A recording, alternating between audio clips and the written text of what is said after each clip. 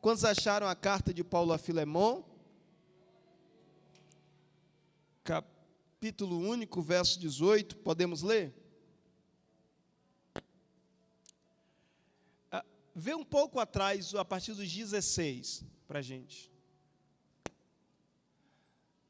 Vê o 15.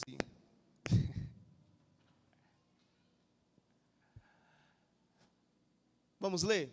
Diz assim: é possível que ele tenha sido separado de tua companhia por algum tempo, a fim de que pudesses reavê-lo agora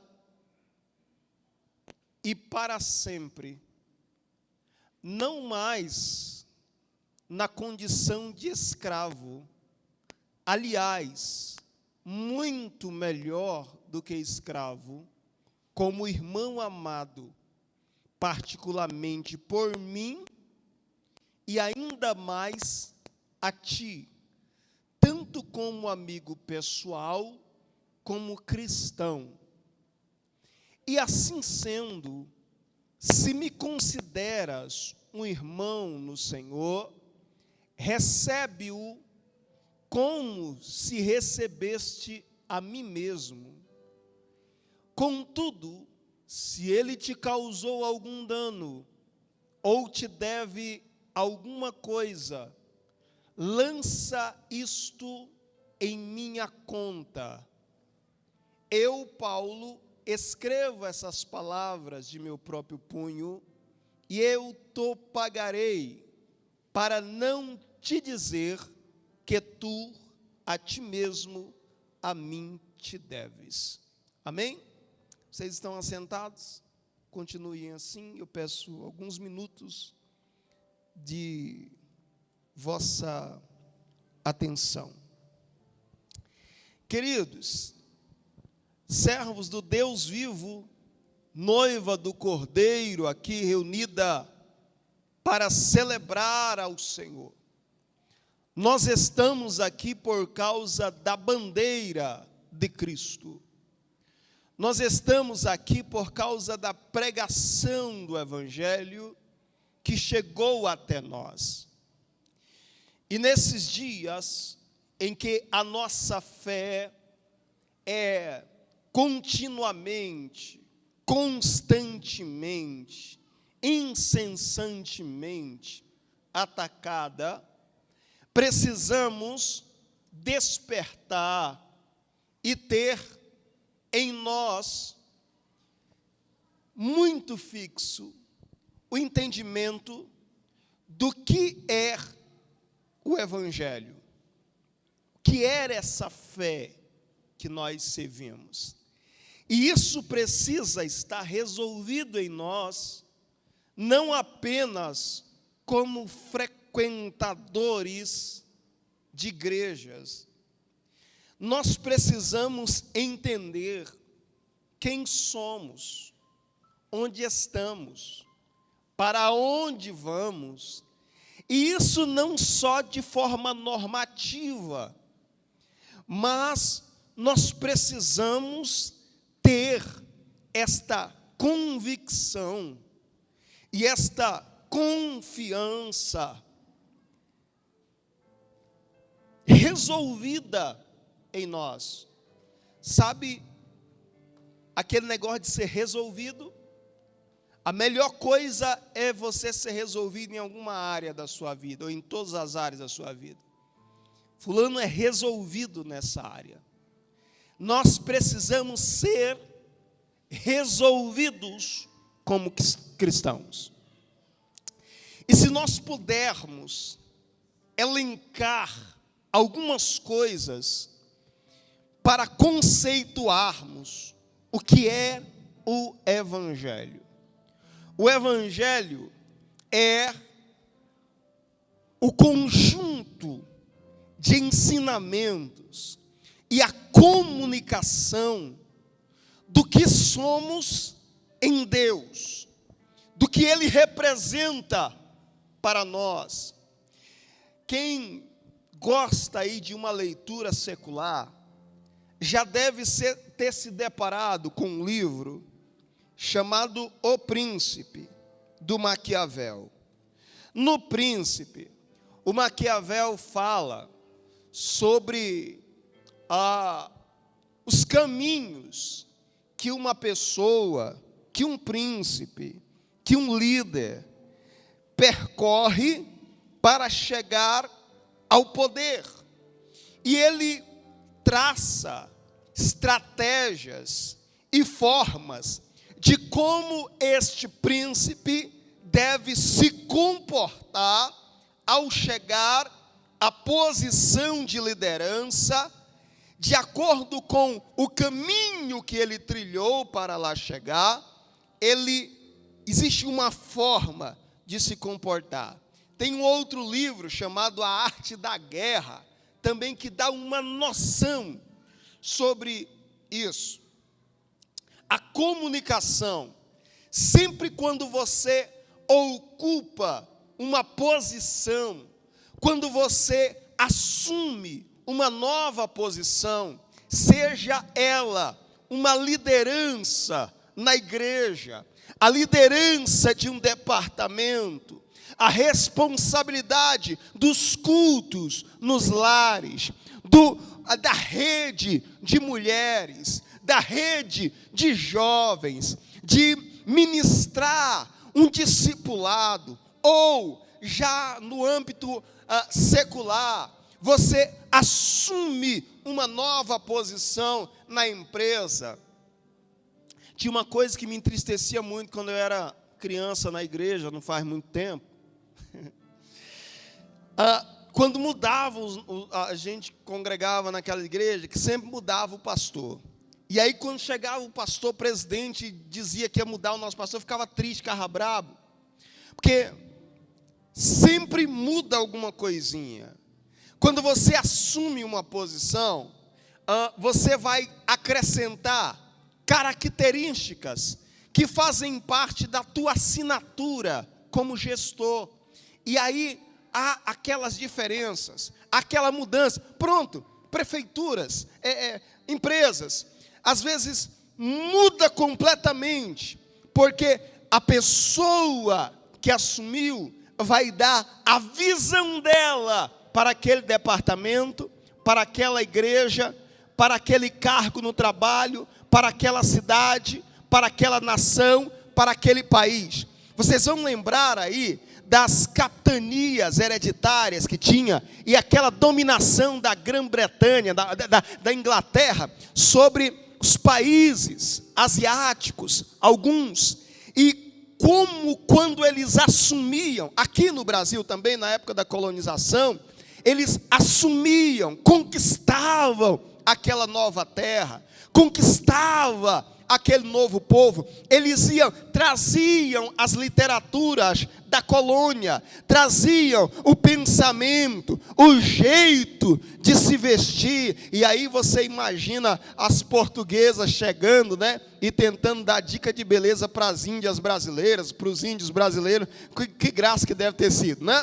Mas eles traziam, porque a ordem vigente vai mudar, a liderança é outra, então há um momento de desconforto, de turbulência, de mudar. O evangelho é isso.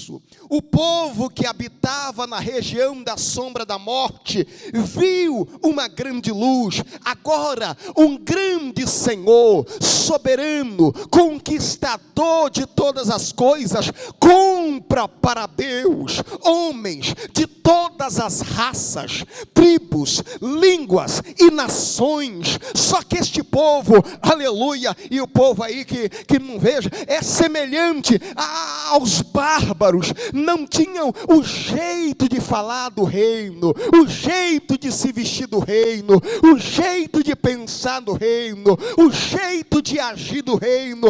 Então o evangelho é a constituição, o evangelho é a promulgação, é a anunciação, é o método pedagógico de como a gente anda no reino. É por isso que literalmente é um nascer de novo. Ele vai nos ensinar a como nos comportar no reino. Então tudo bem se de vez em quando você não conseguir agir como devia. O que não pode é se conformar com essa situação, porque aleluia, os pedagogos do reino, a liderança espiritual, a igreja, a palavra de Deus ministrada no coração, pode ter certeza que você não será decepcionado se quiser aprender a andar no caminho do evangelho.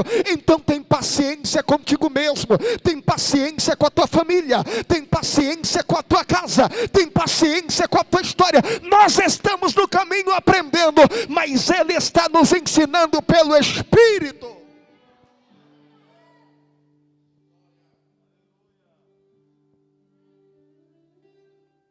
E toda a construção do que é ser cristão passa por isso. Aprender a trilhar, a galgar as posições da fé. E é por isso que o inimigo vem tentando desconstruir isso. É por isso que o materialismo tem tentado minar na igreja a concepção do que é ministério, a concepção do que é família. É por isso, e tu sabe que é o maior inimigo da família cristã brasileira ou mundial? Não são os poderes bélicos, não são os poderes políticos. Esses são instrumentos, não são movimentos sociais. Esses são instrumentos usados muitas vezes por Satanás para tentar roubar da nossa consciência o que somos. Mas você sabe o que tem sido o maior inimigo da família cristã, dos conceitos cristãos no mundo? É o materialismo. Me diz outra coisa que tira a chama missionária do coração de um homem. Me diz qual outra coisa interrompe uma escalada ministerial. Que outra coisa interrompe uma família que começa acreditando, sonhando, lutando? Materialismo. O apego às coisas materiais, que é completamente diferente do que lutar por elas, porque elas são para nós. Nós vamos conquistá-las. O melhor carro é para nós, a melhor casa é para nós, o melhor emprego vai pertencer a você. O problema está quando colocamos isso acima da chamada, acima da família. Sabe, todos nós queremos o melhor para os nossos filhos. Mas crente que é crente, servo que é servo, pai que anda na direção de Deus, nós estamos treinando os nossos filhos, aleluia, para formarem famílias sãs, sadias, crentes, aleluia. E claro, louvado seja o nome do Senhor, que nós queremos que eles tenham as melhores portas. Eu profetizo em nome do Senhor Jesus que os seus filhos vão pertencer ao MPF. Eu profetizo em nome do Senhor Jesus que os seus filhos, aleluia, vão pertencer à PF, à Polícia Civil, à Militar, vão entrar nos institutos, vão ser os grandes empresários, aleluia, vão estar dentro do capital financeiro, desde que isso não roube a nossa esperança de servir a Deus. Nós estamos treinando pessoas, e lembre-se disso, pai, mãe, quantas pessoas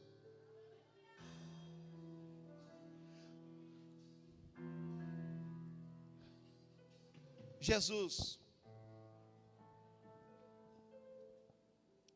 a nossa mente, nosso coração, o filho que você está criando, Jesus, a filha que você está criando, os relacionamentos que tendem e precisam surgir na igreja,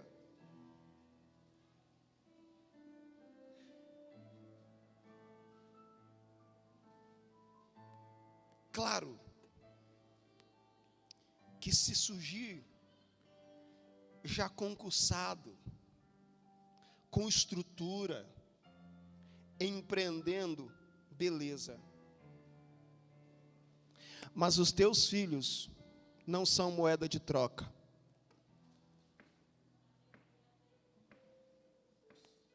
Gente que começa o ministério e de repente o diabo promove uma proposta. E tinha um amigo conversando comigo, ele falava assim: se eu passar no concurso, nunca mais eu prego. Eu disse: que tipo de pregador é você? Você está pregando por quê?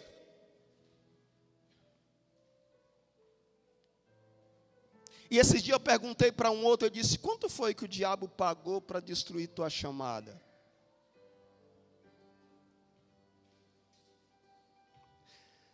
As relações empregatícias, gente que se relaciona sentimentalmente, por sensação de poder,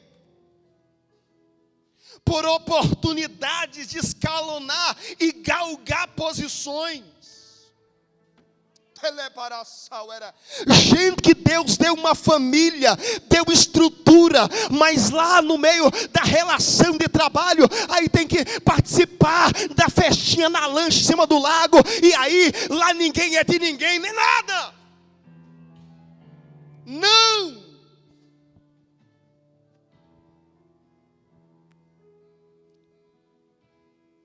A família cristã começa debaixo da direção de Deus. Sejam com as dificuldades que vocês, Jesus está falando, precisarem passar. Deus é dono do ouro e da prata e pode sustentar a tua casa, pode sustentar a tua família. Aleluia, em nome do Senhor Jesus. Este endemoniado que se levantou lá no trabalho, Jesus está falando, esse endemoniado que se levantou lá no trabalho, essa endemoniada que precisa, Jesus que se levantou lá, irmão, ela pode ter a aparência do que tiver, ele pode ter a aparência do que tiver, mas Jesus já colocou alguém do teu lado, aleluia, esse homem simples, essa mulher fiel, aleluia, que está cuidando da tua casa, que está cuidando de você, aleluia, de vez em quando atropela o português, de vez em quando erra na concordância verbal, mas é salvo, é eleito, é escolhido de Deus, e nós precisamos ter isso em nós, para resgatar o sentido de família cristã.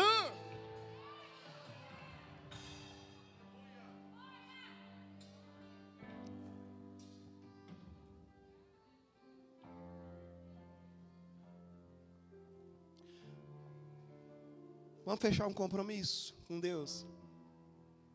Sua filha, seu filho vai casar com quem Deus direcionar. E não com quem abrir a porta do mais importado. Se isso vier com graça e com presença e com unção, beleza. Mas se for mero instrumento para afastá-los da presença de Deus, que caia por terra hoje, em nome de Jesus. Isso vai em toda a construção do que vivemos. Gente que começa a chamada ao ministério, e aí de repente os apertos, os anseios, as dificuldades da chamada, fazem a pessoa retroceder. É isso que tem abalado, destruído, limitado. E o Evangelho é a comunicação de como nos comportarmos no reino. E aí, Paulo recebe um problemão daqueles que nós não gostamos nem de tocar. Ele havia sido pregador, ele era pregador do Evangelho, e o Evangelho chegou até a cidade de Colosso, e vocês sabem que a igreja primitiva não tinha assim um templo bonito como esse para adorar a Jesus, que eu profetizo mais uma vez, que se não for esse, vai ser outro, que vai pertencer à igreja em nome de Jesus. Não levante a mão para o céu, porque a gente ensina, mas profetiza também. Levante a mão, levanta as duas.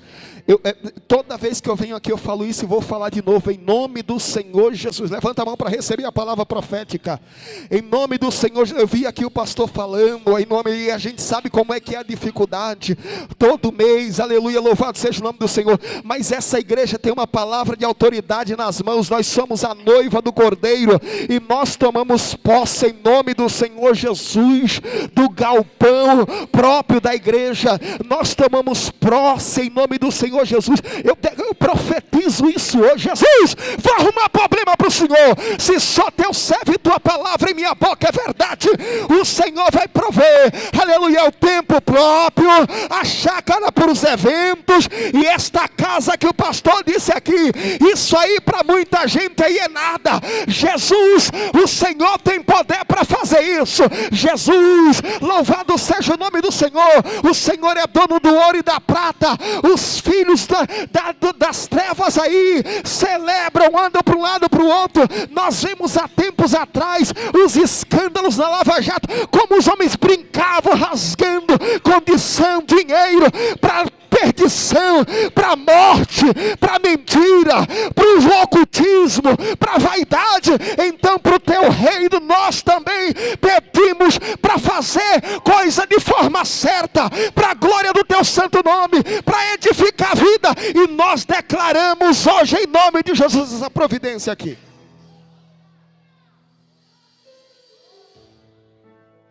E a igreja se reunia na casa de um homem chamado Filemon. Se reunia na casa dele. Filemon era um senhor de posses, de propriedade, abastado de bens, que podia oferecer uma estalagem, uma hospedagem para os irmãos que vinham de longe, fazer uma mesa e servir aos irmãos. E a igreja se reunia na casa dele. Esse, por sua vez, e aquela civilização cultivava a prática de possuírem escravos. E Paulo está em uma prisão em Roma, e ele recebe, ou como companheiro de prisão, ou como um visitante, a presença de um escravo fugitivo da casa de Filemon. E a lei romana dava autonomia para que, caso capturado, aquele escravo até morto fosse. E Paulo recebe na prisão a companhia deste homem. Perceba, o evangelho jamais aplaudiria, autentificaria a cultura escravista. Mas o evangelho nos ensina, como igreja, a como nos comportarmos durante cada período da história, ainda que o que esteja acontecendo naquele momento não seja vontade divina. O método pedagógico do evangelho ensina como a igreja se comportar até que venha o pleno livramento do Senhor. E quem livra a igreja não é a Interpol, não é o G8, não é a Casa Branca. Quem, aleluia, defende e quem protege a igreja é Jesus. E todas as vezes que nós tirarmos Jesus desta posição, Ele vai permitir a gente levar uns tapão na cara. E ele recebe aquele escravo. E Paulo é top, velho. Paulo, como dizem, Paulo é massa. Paulo recebe o moço na prisão e ele prega, sem fazer distinção de pessoas. Porque eu não consigo entender este evangelho, que Jesus só tem profecia, no caso lá na nossa cidade, só tem profecia para quem mora lá no Parkway. Vou citar bairro daqui não. Quem mora lá no Noroeste, né? Não, a profecia até muda. O brado até muda. Dependendo da caminhonete, a profecia é diferente. Se for simplesinha, é só. Hã? Não entendo. E aí Paulo não tem isso. Paulo não tem. Isso não tem nada a ver, porque tem pessoas que são mais próximas da gente, isso é normal. Normal. E aí tem gente que confunde às vezes. Estou falando de quem faz a distinção. E aí Paulo recebe e prega o evangelho para o Onésimo, escravo fugitivo. E qual é a grandeza disso aqui? É que o evangelho é o mesmo, mas a situação é diferente. Então, mesmo Paulo, que pregou o evangelho para Filemão, senhor de posses, de propriedade, abastado de bens, com o qual Paulo poderia discorrer, sem limitar o seu rico vocabulário, discorrer sobre todos os assuntos, sentados a uma mesa farta, uma hospedagem boa. Ele, aleluia, isso é lindo. Porque vocês concordam que é diferente? Quando você vai no trabalho, vai desempenhar a função, e está com tudo certo, a internet está rápida, o computador é bom, a webcam é boa, está com tudo que é preciso para você desempenhar a sua função. Paulo prega com essa graça, talvez, a Filemão,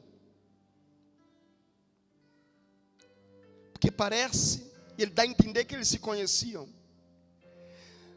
mas a situação muda, e agora ele está na prisão, ele está preso, e ele recebe um escravo fugitivo. E aí, a gente é ser humano, o corpo pode estar fragilizado, pode estar com sono, pode estar cansado, mas se tem uma coisa que endunamenta, que fortalece, que dá gás a pregador, a pastor, é ver uma alma precisando ouvir o evangelho. Irmão, a gente tira a força, não sei de onde não vou dizer não sei de onde, porque a gente sabe de onde. O Espírito Santo vem e enche a gente de poder. Aleluia. Paulo está naquela situação, em um estado talvez de humilhação, mas ele recebe força e vai pregar o evangelho a Onésimo. O mesmo evangelho que alcançou Filemão, alcança Onésimo. Então, o aleluia, a circunstância mudou, o tempo mudou, o cenário mudou, mas o evangelho é o mesmo. Então Paulo continua o mesmo, pregando o evangelho na presença do Senhor. Levanta a mão para o céu em nome de Jesus. Tem gente usando da desculpa da pandemia para não ofertar, para não semear na casa do Senhor. Tem gente usando a desculpa para não fazer para o reino de Deus. Tem, mas agora eu estou sofrendo, eu estou padecendo, eu separei, o emprego, eu saí do emprego, aleluia, louvado seja o nome do Senhor. O tempo pode ter mudado,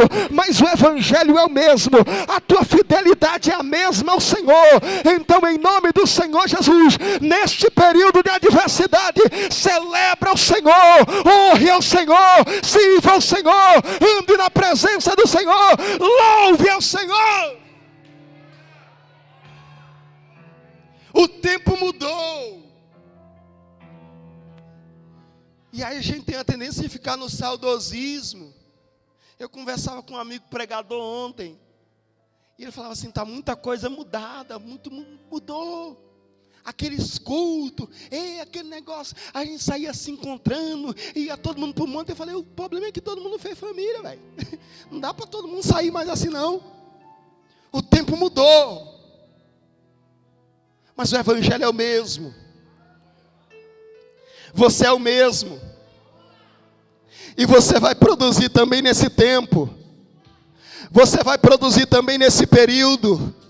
Eu profetizo em nome de Jesus, não sei quais adversidades você está enfrentando, mas a sua casa vai crescer, a sua família será feliz nesse período. O Senhor é eterno, Ele é Deus do primeiro amor, mas Ele é Deus de hoje. Ele é Deus de ontem, mas é Deus de hoje. Ele tem uma resposta para você no meio desse problema. Ele tem uma saída para você. Ele tem um empreendimento novo. Ele tem uma história nova para a sua vida. Quem crê nessa verdade, por favor, celebre ao Senhor. Então, se você orava antes da pandemia, você vai dobrar a oração agora. Profetiza em nome de Jesus que você vai ter força para orar. De madrugada. Pastor, dou conta não. Vai dar conta. Teve um tempo que eu me tornei especialista em desligar o despertador do celular sem acordar. Depois de um tempo fica automático. Mas eu botava na adolescência o celular para despertar para orar. E teve um tempo que eu me tornei especialista em desligar o despertador sem acordar.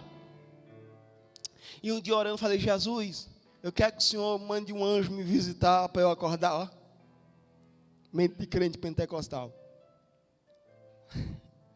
Eu quero que o Senhor mande um anjo de madrugada para me acordar para eu orar. Trabalho para o anjo. Dê trabalho para o anjo, irmão. Pede. E aí um dia eu estou lá dormindo. E eu ouço alguém me chamando, Isaac. Isaac. Isaac. E eu dormia num beliche com meu tio. Falei, tio, deixa eu dormir. E aí a voz falou assim comigo, tu não pediu para eu te acordar? E eu senti um dedão quente na costela, assim, tocando, eu já caí de joelho. Quando eu olhei para o teto, tudo branco, claro, Jesus falando, operando. Vou pedir, se tu está com dificuldade de orar, vou pedir para esse anjo te visitar. Aleluia. O tempo mudou, mas a gente precisa orar. A igreja precisa seguir. E aí o Paulo recebe na prisão esse Onésimo. Vou concluir. E ele prega o evangelho. Irmão, se é bom. Um dia desse eu coloquei um DVD meu para assistir. E aí eu comecei a assistir e falei, não dou conta não.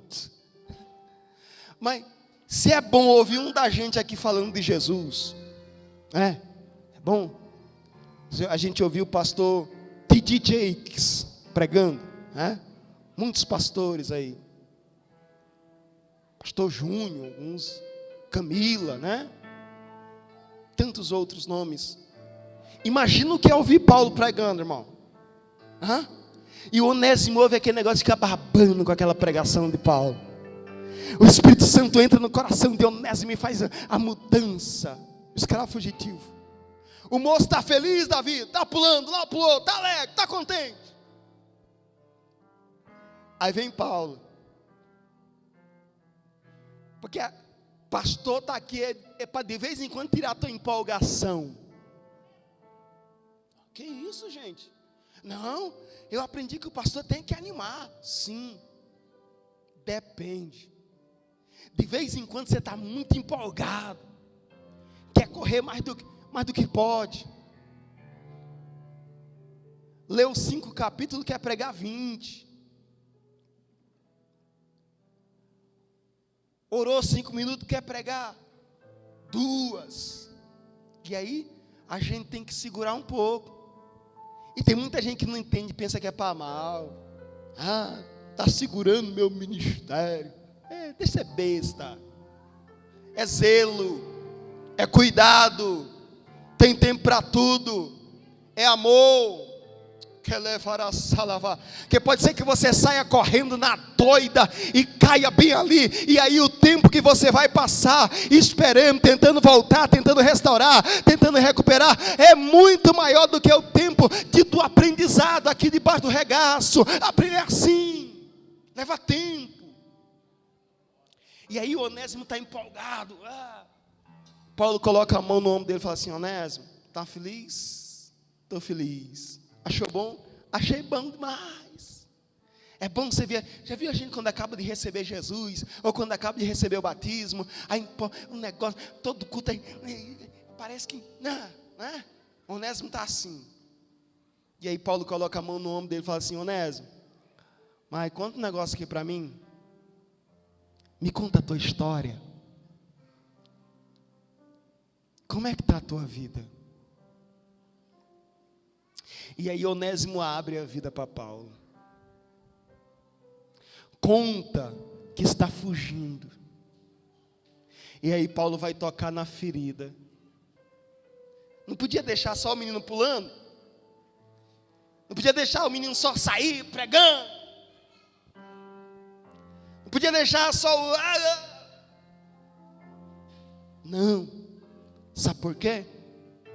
Além do glória que você dá. Foi isso que o pastor leu aqui. Além da oferta que você tem que dar. Em graça, superando. O evangelho está interessado, não é abduzir essas coisas, não é deixar de lado essas coisas, é que o evangelho, Zé, se importa com você. Não é que a gente é chato, não é que a liderança é chata, aleluia, é que a igreja se importa com você. A igreja se importa se você está bem.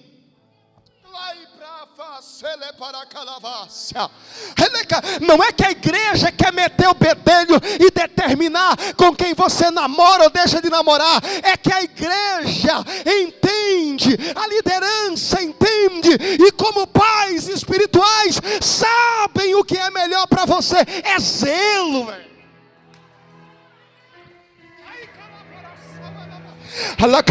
Quantos são gratos por terem uma liderança espiritual e por receber, aleluia, de Deus em uma igreja? Quantos são gratos? Vamos celebrar ao Senhor Jesus. Você já celebrou hoje pelo seu irmão que está do seu lado? Você já celebrou hoje pela igreja que você tem? Você já celebrou hoje pelo pastor que você tem? Pela pastora que você tem? Celebra o Senhor.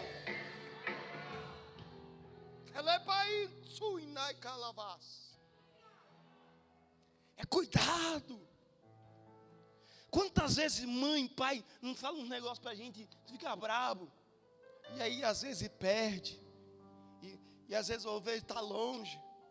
E fala, oh, que saudade. Saudade até das broncas. Quanta gente estava dentro de um relacionamento, de um casamento, tinha as dificuldades. Mas aí, que hoje o negócio é superar, né? Tudo é superar. Fala um negócio. Muitas vezes Jesus não está querendo que a gente supere família, não. Muitas vezes Ele está querendo que a gente restaure.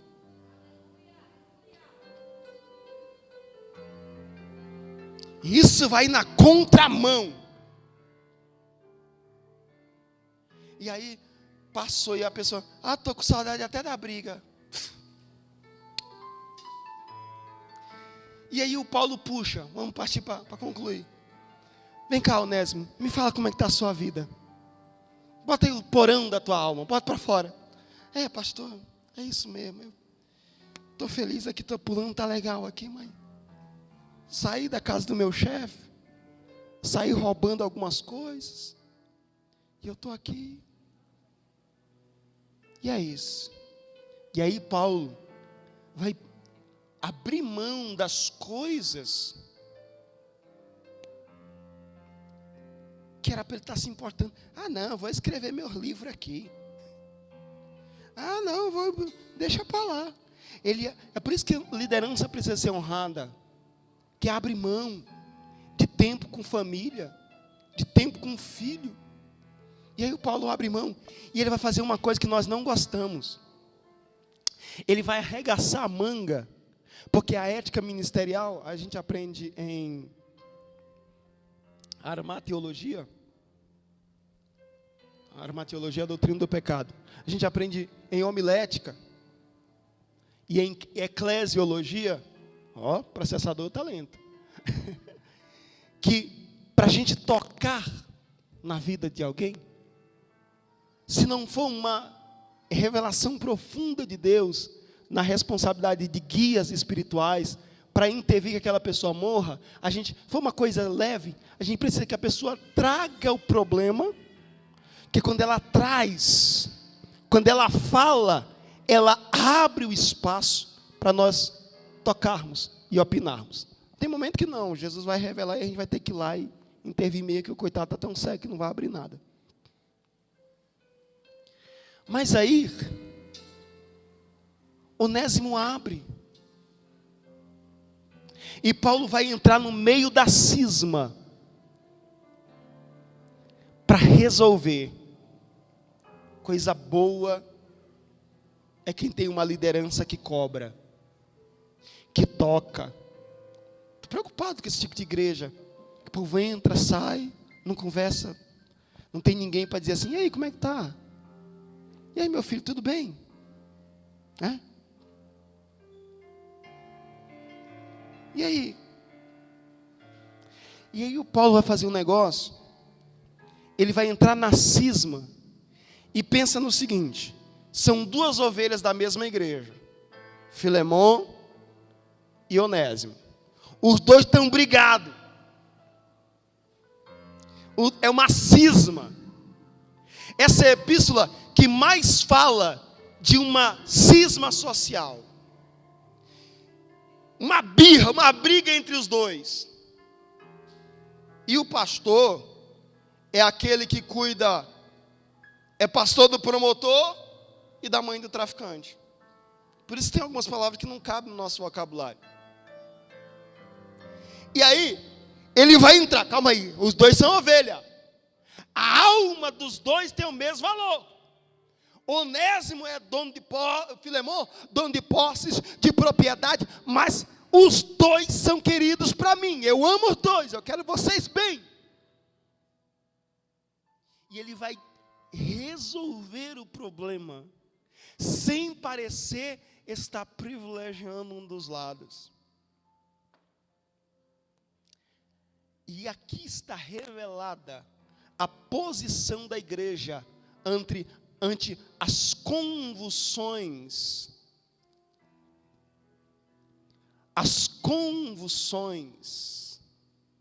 civilizatórias. A igreja é mãe e mestre, coluna e esteio da verdade. Esse dia perguntava para mim: você é de esquerda ou de direita? Eu falei: sou de cima. Aí ele disse assim: de cima do muro, do centrão? Eu disse: não, eu sou do céu. Nós temos a mente dos santos e sabemos tudo. Nós estamos aqui para salgar, nós estamos aqui para sentar o dedo e falar do evangelho. Nós estamos aqui para dizer que Deus estava em Cristo na cruz, reconciliando os homens consigo mesmo. Nós estamos aqui para dizer que pode ser preto, pode ser branco, pode ser pardo, pode ser lilás. Se não aceitar Cristo, tudo tem o mesmo caminho. Mas se aceitar Cristo, vem com a gente, que a gente está indo para a glória. E aí Paulo entra e ele vai escrever para que Filemon receba Onésimo de volta. Nós lemos aqui. E ele começa, irmãos, a carta é melancólica. Já falei isso aqui uma vez. A carta tem um tom melancólico. Ele vai fazer, leia essa epístola, é pequenininha. Ele vai fazendo apelação. Ele vai valorizando Onésimo. Ele vai mostrando para Filemon que ele precisa recebê-lo não mais como escravo, mas como irmão em Cristo. E ele vai arrodeando como quem quer pedir uma coisa muito cara. E aí tem um momento que ele fala assim: eu, Paulo, tal como sou. Ele vai falando. Quer ver? Põe desde o primeiro, nós vamos já concluir. Põe aí o verso primeiro da epístola. Põe aí a epístola. Olha para cá, vamos comer um pouco de Bíblia. Rapidinho. Dá para pôr aí? Filemon. Filemão.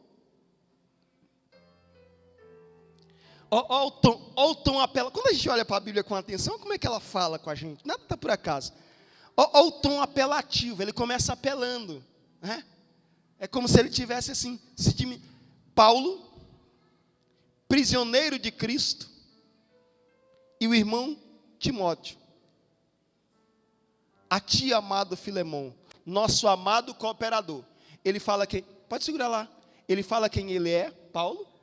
Ele fala a condição que ele está, a quem ele serve, com quem ele está, e ele diz, nosso amado cooperador. Se ele está dizendo cooperador, é porque ele vai pedir algo mais à frente. Saca? Ele vai pedir algo. Então ele lembra Filemão quem ele é.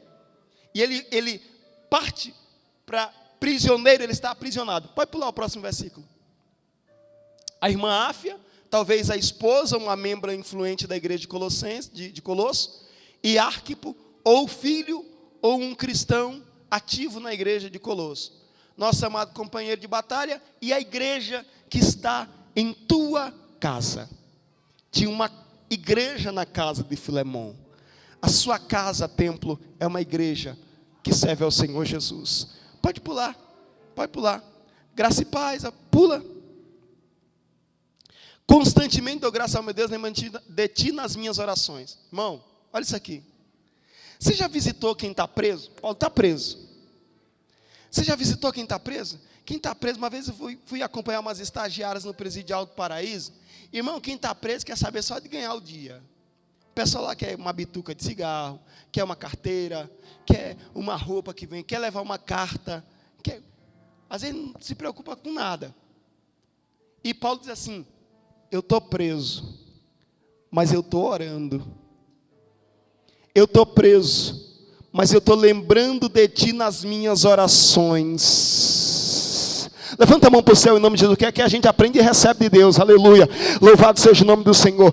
Não existe cadeia, não existe prisão que te peçam de orar. Esse dia eu estava, dias atrás, há uns 6 meses atrás, eu estava precisando de uma porta. Segura a mão, eu estava precisando de uma porta. E eu disse, Jesus, eu preciso dessa porta. O que é que eu preciso fazer? O Senhor Jesus disse, olha, vai orar. Aleluia. Aí Deus usou uma irmã para mim e falou assim, faz aqueles propósitos do primeiro amor. Eu falei, Jesus, propósito do primeiro amor? A irmã está dizendo que eu estou o quê? Desviado? Aí eu lembrei que eu fazia, aleluia, 7 quilômetros andando, subir a serra para orar descalço. Falei, Jesus, tudo é pela graça, mas eu vou fazer esse propósito. Aí eu 21 dias, aleluia, subindo o monte, caminhando, subindo a serra, atravessando o córrego, chegando, subindo descalço no monte e orando. Chegou lá, fiz a oração 21 dias. Quando deu no final dos 21 dias, Jesus abriu a porta. A gente precisa orar, não importa onde você está, não importa a dor que você está enfrentando, se você orar, mesmo aí no banco, tem providência liberada para a tua vida hoje. Jesus, o meu Jesus, não vai dispensar ninguém de mão vazia hoje. Tem providência de Deus sobre a tua vida. Pega a tua provisão, orando. Pula. É rapidinho, dá para ler ela toda, rapidinho. Você não lê em casa, castigo. Castigo não, benção. Porquanto ouço do testemunho, pula. Pode pular esse. Pois tive grande alegria e consolação por causa do teu amor, pois por intermédio do irmão o coração dos santos é reanimado. Filemão, embora seja... Olha como Jesus entende as pessoas. A gente maximiza os defeitos das pessoas, né? O que elas fazem de errado. E está faltando gente para potencializar as qualidades das pessoas. Paulo poderia dizer assim, sem vergonha, libera teu irmão, seu escravagista. Ele diz assim, aí ele elogia, ó. Filemão é alguém que reanima as pessoas. Você tem reanimado as pessoas? Você tem reanimado sua família? As pessoas que estão à tua volta, seja alguém que anima, seja alguém que fortalece, seja alguém que alegra o coração das pessoas. Filemão era um coach espiritual. Filemão, por onde passava, animava o coração das pessoas. Eu profetizo o ânimo de Deus sobre a tua história. Eu sei que está difícil, eu sei que está complicado, eu sei que tem gente pensando em desistir, eu sei que tem gente pensando em parar, eu sei que tem gente que está contando as moedas e está difícil, não está dando para suprir as coisas, mas eu venho animar o teu coração hoje, dizer que no culto da família tem providência para a tua vida, que tem bênção do céu para a tua história, que tem porta aberta para você, que Deus não desistiu da tua história. Então anima as pessoas por aí também. Pode pular. 8. Volta. Por isso mesmo, considerando que tem em Cristo. Aí ele começa, olha como ele vai arrodeando. Ele não fala logo de cara. Ele diz assim, por isso, mesmo considerando que tenho em Cristo toda liberdade para ordenar-te que cumpras o teu dever. O que ele está dizendo? Ele leva um tempão para falar o que quer. Vai, como diz, comendo pelas beiradas, né? E aí, lembrei de eu te mandando mensagem. E aí, ele diz, eu tenho autoridade para te ordenar. Pula. 9. Porém, mesmo eu tendo poder para te obrigar, para dizer assim, faz. Prefiro apelar-te, confiando no amor fraternal que há em ti. Ele diz assim, Filemão, eu posso mandar, eu tenho autoridade sobre a tua vida, mas eu não quero apenas ordenar para que você faça de má vontade. Eu não quero você fazendo por obrigação. Eu quero que você faça com coração alegre, porque é bom, porque agrada ao Espírito. Deixa eu falar um negócio. Deus não quer você fazendo nada aqui obrigado, não. Deus não quer você fazendo algo aqui pela frente e depois falando por Jesus e falando por trás, não. Deus não quer que você faça nada à força. Evangelho não é proibição. Evangelho é graça. Pastor, se não é proibição, por que tem proibições? Porque você vem do mundo todo xarope, todo cheio de trejeito, todo cheio de má vontade. Então tem que ir cutucando para você ir caminhando. Aleluia. As proibições são sinais de alerta, sinais vermelhos, para que você não entre no mundo da perdição. Mas a vontade do Evangelho é que você aprenda o que está sendo ensinado e você seja espontâneo. Quando o pastor pedir, você já fez e já está fazendo de novo. Quando, aleluia, a tesouraria precisar, você já ofertou, já está ofertando de novo. Tem gente, para ofertar tem que estar cutucando, tem que alguém vir de fora falar, porque, aleluia, louvado seja o nome do Senhor. Para amar, para perdoar, tem que estar falando, tem que perdoar, porque o pastor colocou os dois de frente, aleluia, isso é importante. Mas a vontade do Evangelho é que o amor, a espontaneidade, o amor fraternal, aleluia, seja pululante, comece a mover você. Eu posso te ordenar, eu como pai, eu como autoridade, eu como pastor, recebi de Deus autoridade para te ordenar. Mas se você fizer só porque eu estou mandando, só vai servir na forma, mas não salva a tua alma. Eu preferi apelar para o teu amor fraternal, porque eu quero que você cresça, eu quero que você avance, eu quero que você saiba, eu quero que você perdoe, eu quero que você ame, eu não quero que você deixe de pecar, porque eu estou dizendo para você deixar de pecar. Eu quero que você deixe de pecar, porque o Espírito Santo está te movendo em santidade. Aleluia. Você já prestou atenção que às vezes parece que quanto mais se cobra, mais a pessoa se afunda no pecado. Aleluia. Quanto quanto mais alguém diz errado, não vai dar certo, não é por aí, parece que mais a pessoa vai se afundando, e quanto mais fala, a pessoa vai, aleluia. É diferente quando o Espírito Santo entra, quando você deixa o Espírito Santo entrar, aleluia, louvado seja o nome do Senhor. Quando o filho pródigo cai em si, e ele diz, está errado mesmo, não dá para viver mais assim, eu preciso mudar minha história, eu preciso mudar o curso da minha vida, eu preciso obedecer a Deus, eu preciso andar em verdade, eu preciso andar em santidade, eu preciso perdoar, eu preciso amar. Aí o Espírito Santo entra, não precisa divulgar, a diferença é notória.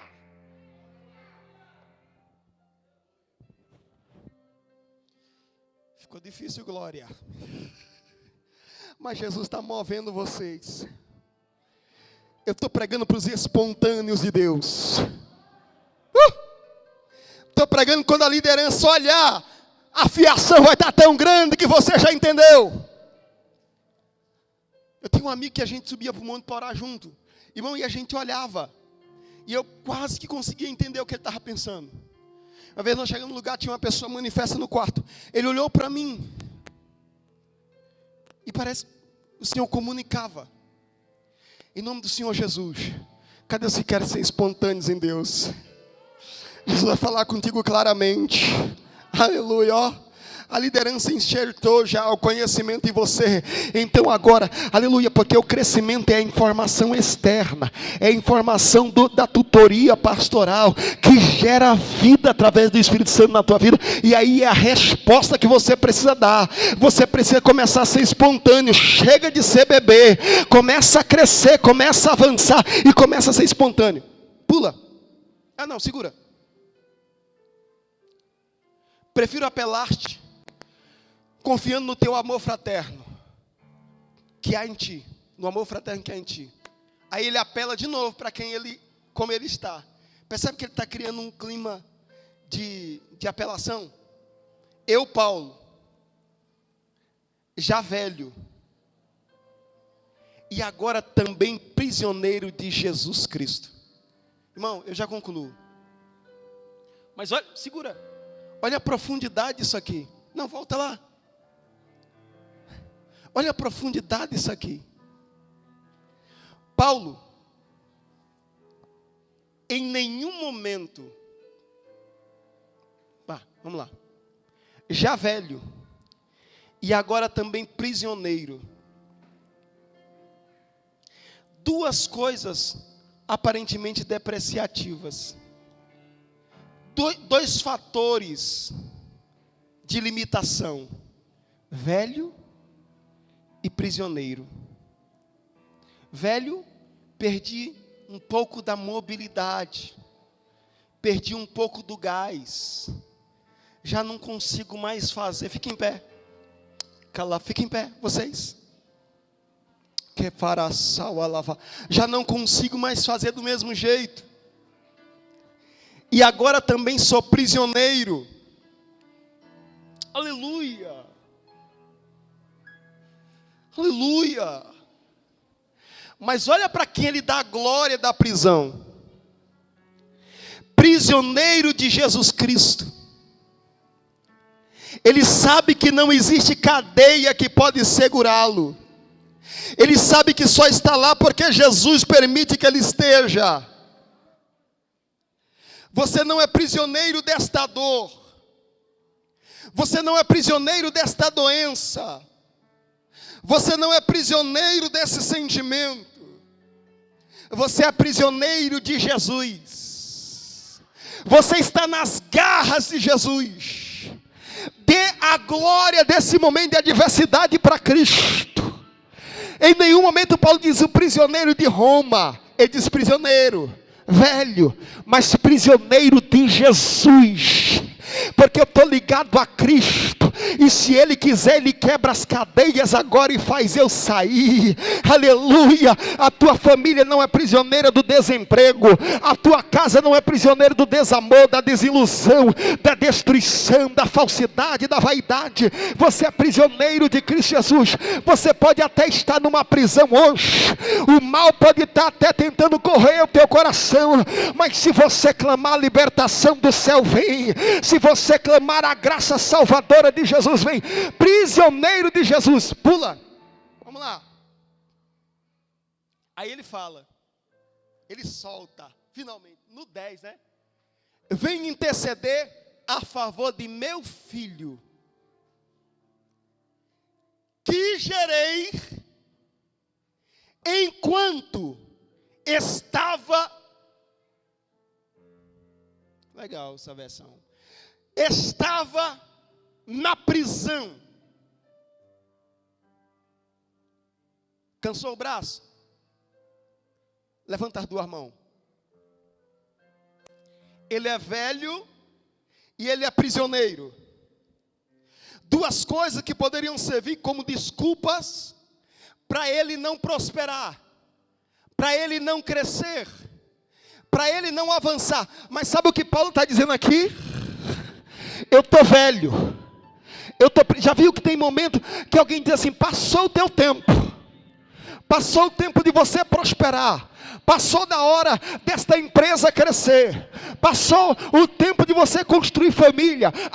O tempo do teu ministério alavancar é naquele tempo. O tempo da tua história começar era naquele tempo. Não dá mais para você. E você está olhando e dizendo: talvez passou o tempo da minha história.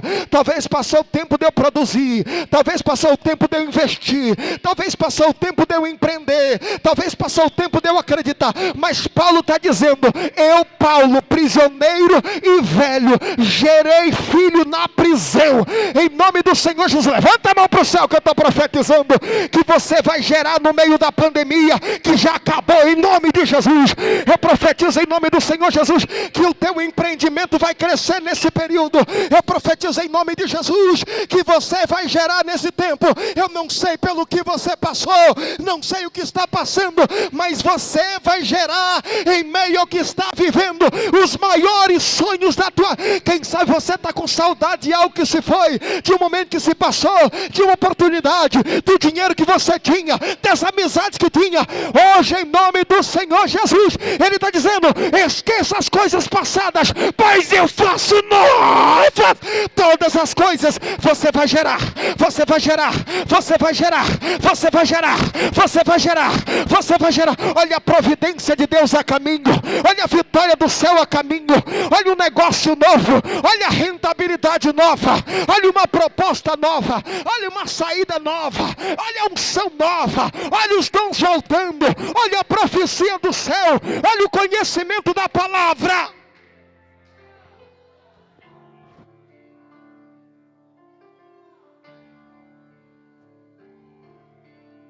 Pula, vamos encerrar.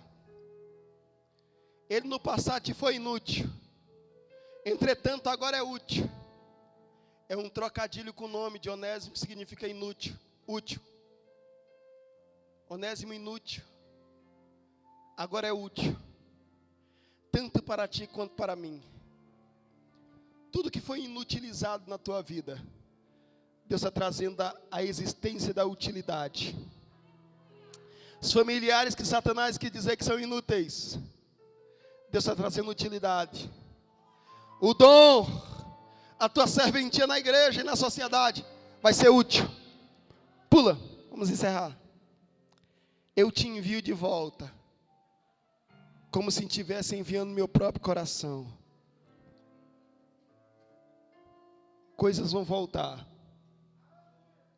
mas diferentes, e para a glória de Deus sobre a tua vida. Pula. Ele é tão importante que Paulo diz: eu gostaria que ele ficasse comigo, para que em teu lugar me servisse nas algemas que carrego por causa do Evangelho. Ele agora é importante. Aquilo que foi sem importância vai voltar com importância e com valor em dobro para a tua vida. Pula, pode passar. Todavia, não quis fazer nada sem o teu consentimento. Pode pular. Para que qualquer favor que venhas fazer não seja fruto da tua espontaneidade e não por constrangimento. Seja espontâneo. Pula. Vamos encerrar. E é possível que ele tenha sido separado de ti há algum tempo, a fim de que pudesse reavê-lo agora e para sempre. Pode passar. Não mais na condição de escravo, mas na condição de irmão amado. Pode passar. Pode pular. Assim, amado, se me consideras no Senhor, recebe-o como se estivesse recebendo a mim mesmo. Só para a gente encerrar. Pula. Contudo, se ele te causou algum prejuízo, ou te deve alguma coisa, põe isso em minha conta. Eu, Paulo, de meu próprio punho, te pagarei, para não te dizer que tu a ti mesmo a mim te deves. Estende as mãos assim. Estende a mão assim, para cá. Onésimo tinha fugido levando uma grande quantia. E Paulo diz assim: põe na minha conta tudo que ele te deve. Mas parece que ele estava sem dinheiro. Porque em seguida ele diz assim: mas lembra que tu a ti mesmo a mim te deves. Ou seja, ele diz assim: eu te apresentei Cristo. Então o que eu te apresentei é mais valioso que qualquer coisa. Levanta a mão. Jesus vai dar habilidade para você sanar dívidas. Jesus vai dar habilidade para você sanar dívidas. Põe isso na minha conta, todo o peso de acusação, todo o peso de derrota e de fracasso, está sendo posta na conta do Senhor hoje. Isso aqui representa o que Cristo fez por nós no Calvário. Você não precisa carregar esse peso de culpa, de dúvida, de desesperança, de desamor, de prisão, de escravidão. Em nome do Senhor Jesus, você pode ser livre hoje da pornografia, você pode ser livre hoje da mentira, você pode tornar ao caminho hoje aquilo que era dívida para você, foi posto na conta de Cristo. Aleluia. Esse é o sentido espiritual desta palavra. Mas Deus está me dizendo que tem gente que está programada para morrer por causa de dívida, mas não vai morrer, porque Deus vai usar você para dar o livramento. Deus vai dar sustentabilidade para a tua vida, para resgatar e sanar dívidas na tua história e na tua casa. Pelo poder do nome de Jesus, existe uma unção de libertação sobre esse lugar nesta noite. Pessoas que têm, aleluia, estão vivendo com pecados particulares, o Senhor vai repreender hoje, o Senhor vai dar força hoje e vai te libertar desta culpa que te oprime, que te prende, que te diminui, que te constrange. Receba a graça do Evangelho sobre a sua vida, em nome de Jesus. Eu agradeço a oportunidade.